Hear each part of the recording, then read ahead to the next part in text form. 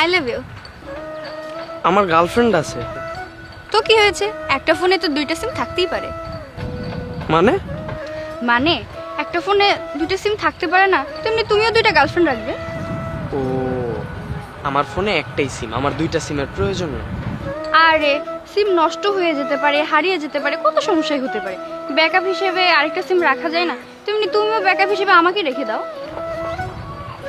আমি মনে হয় তোমাকে বুঝাইতে পারিনি।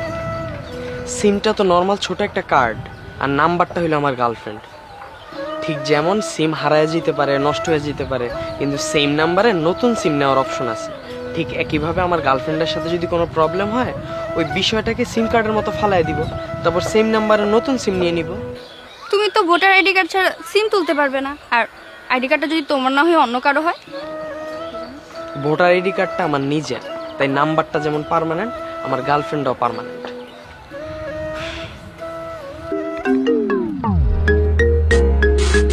পার্মানেন্ট নাম্বারের কল। হ্যালো। হ্যালো জান, কই তুমি? আমি তো তোমার জন্য অপেক্ষা করতেছি। জান, তুমি একটু তাড়াতাড়ি আমাদের স্কুলের পিছনে গলিতে আসো তো। কি হইছে? হ্যালো।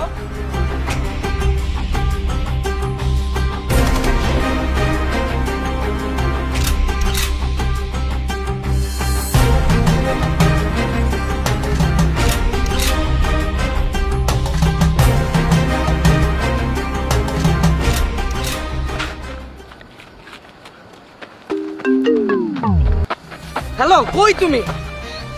আমি কই, আমি তো বলতে পারি না, আমার খুব ভয় করতেছে। আরে আমি স্কুলের পাশের গলিতে, তুমি কোথায়? আমি কই আছি আমি এটা জানি না, আমি এখানে কিছুই চিনি না। তোমার আশেপাশে কি আছে? আমার আশেপাশে হ্যালো হ্যালো।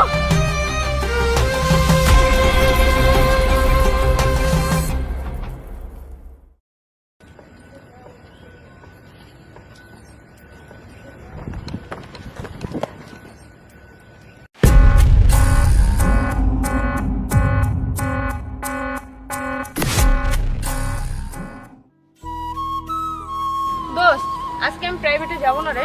কেন? আজকে মুন্নার সাথে দেখা করব। আচ্ছা দোস্ত, তুই তো জানিস আমি মুন্নাকে কতটা ভালোবাসি। তুই আমার একটা হেল্প করবি? কি হেল্প? তুই না আজকে মুন্নাকে প্রপোজ করবি। কি? আরে এত অবাক হওয়ার কি আছে, ওর আর আমার রিলেশন অনেক ভালোই চলতেছে মাশাআল্লাহ।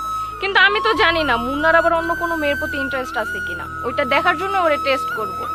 যদি ও লয়াল থাকে তাহলে তো আলহামদুলিল্লাহ, আর যদি না থাকে ওরে আজকে হাতে নাতে ধরবো আর একটা শিক্ষা দিব, আর বুঝাবো আমি ওর কতটা ভালোবাসি। আচ্ছা ঠিক আছে। আচ্ছা শোন, ওই যে জায়গাটা দেখ